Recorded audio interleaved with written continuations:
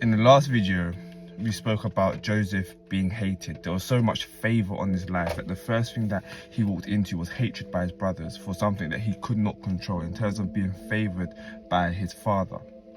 The next thing that we see that Joseph encountered that speaks to our life is the fact that he was then hated even more for communicating what God had showed him in a dream. So God, one of the communication tools that God uses is dreams to speak to us. And so Joseph has a dream from God and he goes to tell his brothers, and the Bible says that his brothers hated him even more. And here's the joke about the dreams that Joseph had. When Joseph told the dreams, he didn't give interpretation.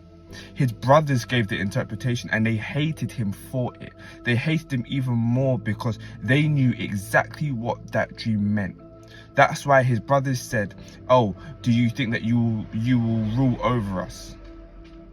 Because the brothers knew what the dream meant. It meant that Joseph was going to be above them. Sometimes when you communicate what God has for you or God has shown you, other people will interpret what that thing is.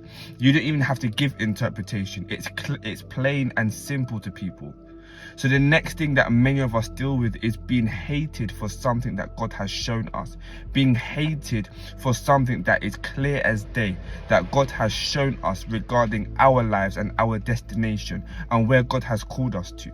Some people will just hate you because you're on your way to becoming.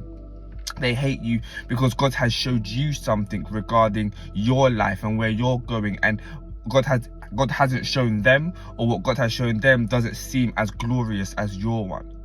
So many of us are being hated for the fact that God is speaking to us and what he's saying to us is clear as day as to where he wants to take us and what he wants to do with us. So that's the next problem that Joseph is facing regarding his brothers.